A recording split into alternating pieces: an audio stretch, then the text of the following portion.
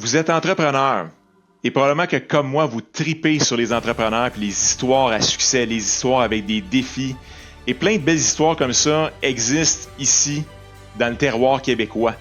Mon nom est Tristan Laliberté. Chaque semaine, mon associé Normand et moi, on interviewe des entrepreneurs et entrepreneurs, tous plus intéressantes et intéressants les uns que les autres. On a maintenant une vingtaine, peut-être même 25 entrevues de tournée.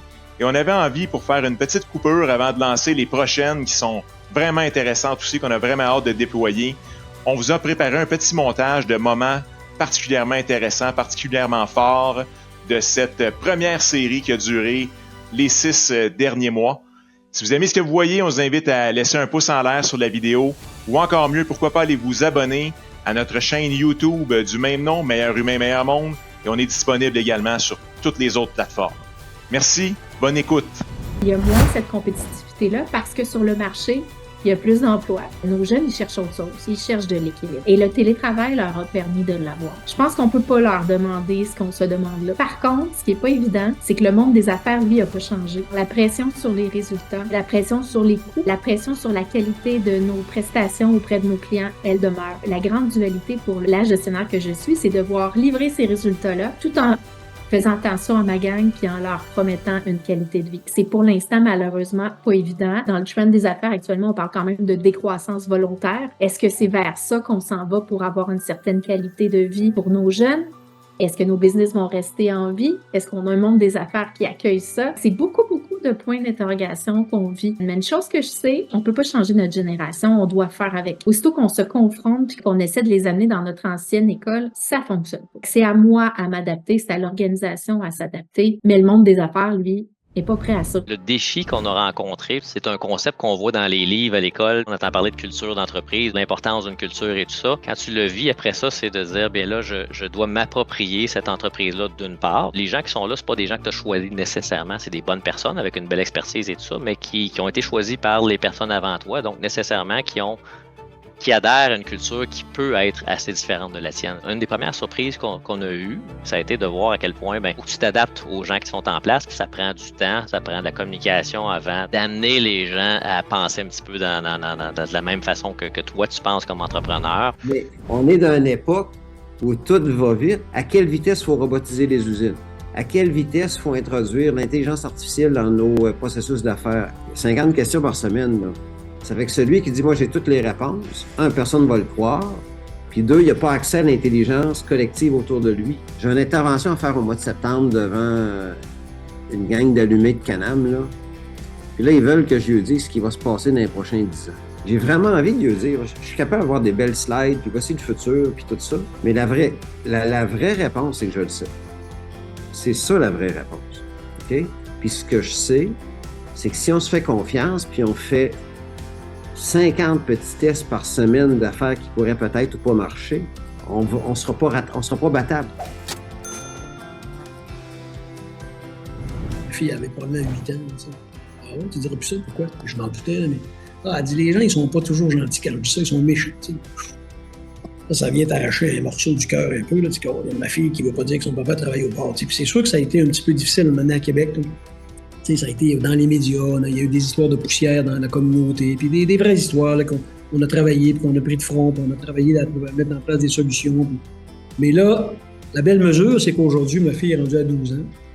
Et quand il y a des gens qui viennent à la maison, qui ont envie de dire un peu, qui doutent un peu de l'utilité, puis qu'on fait les bonnes choses, c'est elle maintenant qui prend la défense. C'est clair là, avec ce que tu viens de nous dire, vous êtes très, très sensible aux employés et à leur famille. Ouais. Vraiment, la pandémie est venue mettre son grain de sel là-dedans. C'est vraiment spécial parce que je pense qu'encore aujourd'hui, on vit dans une situation qu'on pourrait dire qui a été causée par la pandémie. Là. Je pense qu'avec le recul, on pourrait dire qu'on a mis notre entreprise dans un bocal puis on la shake depuis 3 ans. Là, c'est à peu près ça qui s'est passé. Pour nous, ça a été une explosion monstre des ventes au tout début de la pandémie. Et je me souviens, là, j'ai fait un meeting avec toute mon équipe quand on m'a annoncé qu'on fermait les magasins. On savait pas trop si on pouvait continuer de faire des ventes en ligne ou pas. Fait que là, je fais un meeting avec mon équipe rapprochée. Puis la première personne à qui je parle, elle pleure, et comme je peux pas croire qu'on est ici aujourd'hui, c'est dangereux pour nos vies. Là, on décide de continuer à faire des ventes en ligne. Puis là, je leur dis, OK, si on fait 5 000 $ de ventes par jour en ligne, on va réussir à payer nos affaires un peu partout, puis on devrait y arriver. Puis on a dépassé pendant la pandémie plus que 100 000 $ de ventes par jour pendant un petit bout de temps. Là, ça avait complètement aucun sens. On n'était vraiment pas prêt pour ça.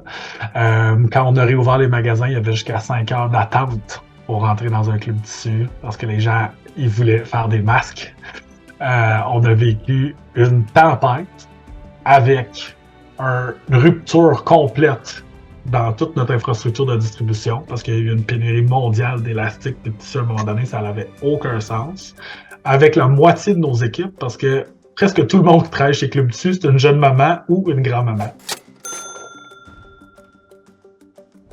Disney, pour moi, c'est sûr que c'est une méga grosse entreprise, mais j'ai été suivre une conférence là-bas. La conclusion, là, après 3 jours, c'est que si tu prends soin de tes employés, par défaut, ils vont prendre soin de tes clients. Toute leur belle théorie de service à la clientèle, ils commencent déjà avec leurs employés. J'ai eu la chance de visiter ce qu'ils appellent le tunnel, là, qui est l'endroit sous Disney où les employés sont. Ils ont tout ce qu'il leur faut pour pouvoir continuer leur vie personnelle à travers ça. S'ils sont aux études, on arrive sur le site, il y a une garderie, il y a l'endroit pour aller changer leurs costumes qui sont nettoyés, ils ramènent leurs costumes sales. Tout est fait pour que les employés soient bien et par défaut, ils vont être de bonne humeur avec les clients. C'est quoi les signes qu'on est en train de bien gérer la crise? C'est qu'on n'est pas en réaction, on est en proactivité. Je ne dis pas que l'entrepreneur est capable de prévoir tout ce qui va se passer dans la prochaine année. Il y en a qui ont beaucoup réagi à tous les coups qui leur arrivaient dans les 3 dernières années. Mais quand tu réagis, tu n'es pas en proactivité sur comment à mettre des choses en place de l'avant. Là. Quand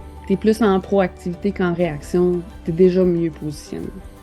C'est moins stressant aussi. C'est la force de l'entrepreneur d'avoir de la vision, de faire avancer les choses, d'initier des changements, de l'innovation, des nouveaux clients, des nouveaux marchés. Mais quand ils sont en réaction à ce qui arrive dans le marché, ils sont plus dans leur force. À un moment donné, tu as senti, tu as su que tu étais à ta place, que tu étais sur ton X. Comment c'est dur quand tu es à l'école secondaire de trouver ta voie. Tu sais pas dans quoi aller étudier. Puis je faisais des blagues, puis en même temps, c'est pas tant une blague. Je pense que j'ai su que j'étais à ma place, j'avais comme 45 ans ou 50 ans, tu sais. C'est un peu décourageant pour un ado de 16 ans qui m'entend. Après plusieurs petites victoires, petites réussites qui se sont additionnées, puis des gens autour de moi qui m'ont dit « Tu vois bien que tu avais raison, tu sais, c'est toi qui avais apporté cette idée-là. » J'ai comme pris confiance un peu en mon jugement, en mes décisions, la façon que je voyais le futur. Toutes ces petites victoires-là, mises bout à bout, ont fait en sorte qu'un jour, je me suis dit, c'est vrai que je suis pas pire, tu sais. Ce qui m'a le plus réussi, j'ai jamais fait les choses tout seul. Ça fonctionne pas de faire les choses tout seul. Tu peux pas être bon dans tout, tu peux pas tout contrôler. J'aime mieux avoir 20, 25%, 50% d'un plus gros projet que d'avoir 100% d'un plus petit projet. De bien s'entourer, c'est le principal conseil d'affaires, de répartir la pression sur plusieurs. On a tous besoin des uns des autres. On peut pas gérer cette pression-là, cette tension-là. 100% tout seul, c'est impossible. Comment vous répartissez ça, justement, les 4 associés? C'est quoi le mandat de chacun? Il y a des gens qui ont plus d'essence entrepreneuriale, puis il y en a qui c'est des juristes. Eux vont agir plus sous forme de mentors. Donc, c'est les mentors pour l'équipe, c'est les références pour le droit dans l'équipe. Puis il y en a d'autres que eux, leur mandat, c'est le développement des affaires, d'amener le projet à un autre niveau. À deux, là, on se complète, là, on se complète bien. Souvent, ce qui fait la différence entre un intrapreneur et un entrepreneur, c'est la notion de risque. Hein, il y a une gestion des risques qui est extrêmement différente. Comment vous avez géré les risques, vous? C'était quoi les risques les plus importants auxquels vous avez dû faire face là, pour la reprise de cette entreprise-là, puis lui donner son souffle, son nouveau souffle, comme vous l'avez décrit? C'est une excellente question. C'est nous, right, au bout du compte. Fait que c'est sûr qu'il y a une pression qui s'installe quand tu décides de devenir entrepreneur. Comment on l'a géré? Je pense qu'on a bien négocié le rachat de l'entreprise. On a commencé, en fait, dans le financement avec les banques en disant, nous, on va se donner à fond. On a des connaissances, on a certaines réalisations dans notre vie. On part pas d'une page blanche. Ça, je pense, la notion de risque, c'est de faire ses devoirs, c'est de regarder est-ce que le carnet de commandes est solide, c'est qui mes clients, est-ce que j'ai des bons fournisseurs, qu'est-ce qui peut varier, qu'est-ce qui peut m'arriver, c'est quoi le pire qui peut m'arriver. C'est d'y penser avant d'acheter. On a pris le temps de le regarder, puis de varier des paramètres, puis de regarder qu'est-ce que ça fait, ça, ce paramètre-là, s'il change, puis est-ce qu'on est dans le trouble ou pas. Fait que là, ça nous aide beaucoup une fois qu'on rentre en poste, à dire, ben ça, c'est très important, ce paramètre-là, puis on doit le regarder de très près en tout temps. Puis il y a d'autres choses qui sont importantes, mais beaucoup moins que d'autres paramètres, puis ceux-là, on les regarde de moins près. Sur votre site, vous dites créer une culture faite pour créer, pour attirer les bons joueurs vers chez vous. C'est quoi qui vous distingue de ce côté-là? Qu'est-ce que vous avez mis là, à l'avant-plan pour vous-même? Premièrement, ce qui est vraiment le fun, c'est que non seulement nous, on est des propriétaires de l'organisation, mais on est aussi des employés. Des fois, moi, je le dis au monde, n'oubliez pas que quand on met en place là, différentes choses, on se le met en place pour nous aussi. Hein. Je dis souvent, LG2, c'est la revanche des gentils. Les rapports d'étonnement que les gens vont nous dire, qui moi, me fait tellement chaud au cœur. Ils disent, ça n'a pas de bon sens le talent qu'il y a ici, mais la gentillesse et la bonté des gens. L'Agence du bonheur, qu'est-ce que ça veut dire? C'est que nous, on travaille vraiment en équipe. On tente toujours d'aller chercher les meilleurs. En créant un environnement sain, les gens travaillent beaucoup en équipe. Les gens s'aident beaucoup, beaucoup, beaucoup. Et c'est en équipe qu'on arrive à faire un produit d'exception. Dans quoi as-tu besoin comme entrepreneur aujourd'hui de te développer pour mener l'entreprise dans les prochaines 5 à 10 ans, là où vous la voyez possible de se rendre? Bien, premièrement, il faut essayer de se retirer le plus possible des opérations. C'est facile à dire, mais c'est plus difficile à faire. On a des gens de confiance avec nous, c'est pas pour leur dire quoi faire. Là. Mon but à moi, c'est vraiment de me retirer le plus possible de ce qui est opérationnel, puis d'essayer de voir avec les acteurs du milieu quelles sont les tendances, quels sont les intérêts, quelles demandes il y a dans nos secteurs d'activité qui sont pas remplis, qui sont pas comblés ou qui sont comblés par d'autres régions comme l'Ouest canadien, comme les États-Unis. Comment on peut localement être un acteur important pour la communauté, puis pour évidemment l'entreprise aussi. Aussi, ben, c'est de s'entourer des gens qui ont les connaissances qui peuvent nous aider. C'est bien d'avoir une vision globale puis une vision de groupe. On peut pas tout connaître, puis je pense que d'avoir les bonnes personnes qui ont les connaissances pour nous faire avancer, ben, je pense que c'est vraiment la clé du succès. Tu as parlé de l'estime de soi, de se donner confiance, d'aller au-delà de ce qu'on est habitué de faire, sortir des sentiers battus, mais tout ça à partir d'une fierté, d'une confiance qu'on se donne. Comment ça se traduit là avec les employés que vous avez? Moi, la fierté, c'est une grande valeur. Puis c'est drôle, cette valeur-là m'a été montrée par mon équipe de livraison, justement. J'avais effectivement une équipe de professionnels qui lavaient les camions, puis c'était toujours sharp. Il n'y avait jamais de plainte des clients. D'ailleurs, il n'y en a pas plus à cette heure. Jamais d'accident. Équipe vraiment sharp. Fait que de travailler avec ces gars-là, puis d'avoir ce genre de leçons-là, moi, j'ai découvert que la fierté, c'était un carburant. Puis j'ai amené ça à grandeur de l'entreprise. Tu sais, quand quelqu'un est fier de quelque chose, on l'encourage. Puis ce moment-là, quand on est fier, qu'on vole quasiment, ben si tu as 3-4 personnes alentour qui t'applaudissent, puis t'encouragent, puis fait que moi, je vois pas ça comme négatif, comme bien d'autres voient de la fierté.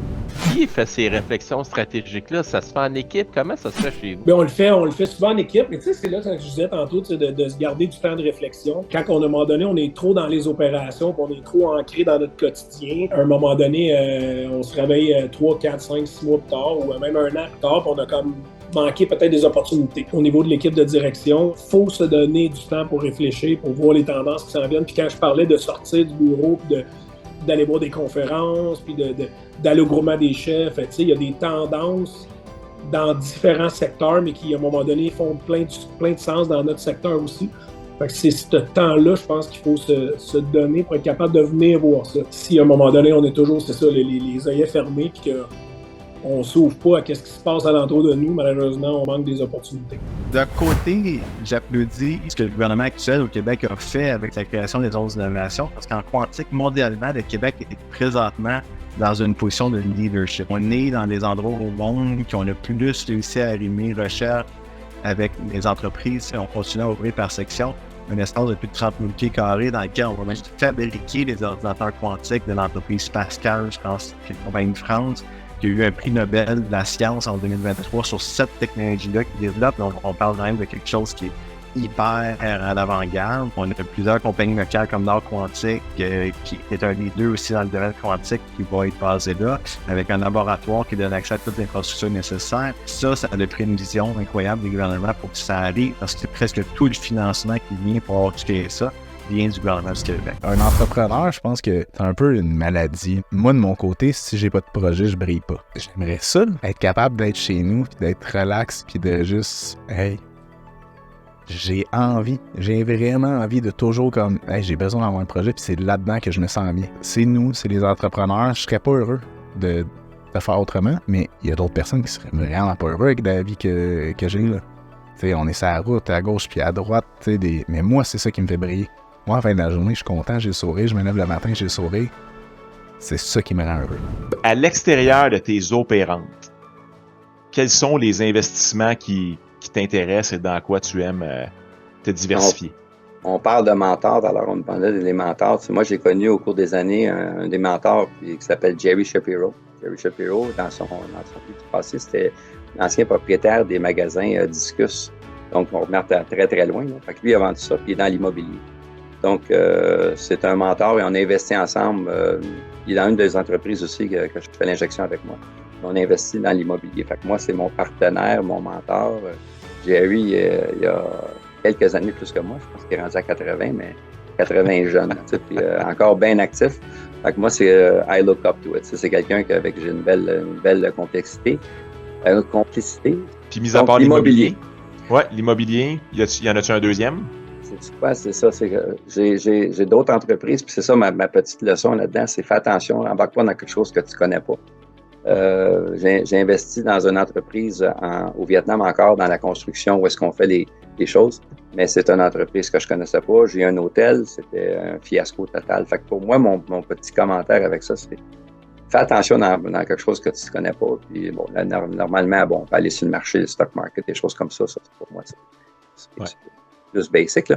Mais pour moi, c'est à mon cas, moi, je pense que ça serait l'immobilier que je continuerai à faire comme je fais. J'ai accepté que moi, j'étais un entrepreneur social. Pendant un bout de temps, mon complexe de l'imposteur était de dire, je suis un entrepreneur, mais je suis pas un vrai entrepreneur. Il est où le pas le vrai? C'est quoi ça, pas le vrai? C'est quelqu'un qui met ses couilles sur la table puis qui financièrement prend un risque. J'ai pas d'équité dans l'entreprise. Là. Oui, j'ai tous les mêmes défis de propulser mon organisation, d'arriver à la fin de l'année puis faire des profits, même si c'est un organisme à but non lucratif. Quand j'ai reconnu, après 2-3 séjours, que j'étais un entrepreneur, c'est justement parce que tout le partage que j'avais de mes collègues, tout le monde avait un syndrome de l'imposteur. Il y en a un qui avait le syndrome de l'imposteur parce qu'il était un plus petit entrepreneur. L'autre a un syndrome, c'était une relève. L'autre a un syndrome parce qu'il était comme le plus petit dans son marché. Il n'y en avait pas beaucoup dans le groupe, finalement, qui arrivaient là en disant « Moi, j'étais un king, j'étais un entrepreneur. » On a tous, à quelque part, le syndrome de l'imposteur. La pression dans le domaine du monde des affaires, gérer une entreprise de la taille que vous êtes rendu, est-ce que tu sens une pression? C'est sûr qu'il y a une pression, mais je vis relativement bien avec. Je dis souvent que je gère mon déséquilibre. Mais bon, gérer une entreprise, c'est vrai dans tous nos métiers, mais il faut que ta vie personnelle soit bien aussi. Hein? Puis moi, je dirais que je suis bien marié, puis mon épouse me supporte énormément. Une job comme la nôtre, t'as fait à plein temps ou t'as fait pas. Hein? En tout cas, moi, c'est ma perception. Hein? Quand t'es chez vous, de temps en temps, tu travailles, tu prends tes mails, quand tu les prends pas, tu vis bien. Mais oui, il y a de la pression, mais je fais du sport. Même à des fois, prendre mes mails m'enlève la pression. Pour moi, c'est le contraire. Moi, en vacances, je vais prendre mes mails le matin. On dirait que ça... OK, je sais ce qui se passe, j'ai fait mes affaires, blablabla, j'ai répondu à mes choses. Je serais incapable de partir 7 jours sans...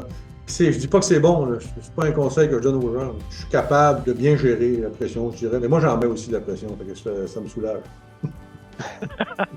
Je la partage. La meilleure façon de répartir la charge. C'est ça. La dernière fois qu'on s'est vu, en tout cas, c'était marqué dans ton plan de vie de transformer au moins 1000 vies. Ouais. Là, déjà, juste dans ton personnel, à quelque part, t'en atteins 600, plus ton réseau de contacts. Est-ce que cet objectif-là a évolué? Oui, ben, il évolue. En fait, je l'ai rendu public. Moi, c'est un peu... j'aime bien faire des engagements publics. Est-ce que je les réussis toujours? Non. Par contre, ça m'aide à me mobiliser, puis ça m'aide à faire avancer les projets et garder mon focus. Je suis une personne avec un très beau déficit d'attention. Alors, c'est pour ça que j'ai plein de compagnies, parce que je dois le meubler. Et ça m'amène des problèmes, mais ça m'amène surtout des opportunités. Fait en ayant ce déficit-là, il faut que je mette des choses bien claires. Alors, sur mon site web, le nombre de vies transformées, il est là. Et les gens peuvent venir voter pour et contre les vies transformées. Fait que, admettons, Tristan, je transforme positivement ta vie. Et du jour au lendemain, je fais quelque chose d'extraordinairement plate et je t'amène l'effet contraire. Ben, tu es capable de venir désactiver la vie que j'avais transformée. Donc, bref, je perds. Fait que ça m'oblige à marcher un petit peu plus droit. Puis les conséquences sont là.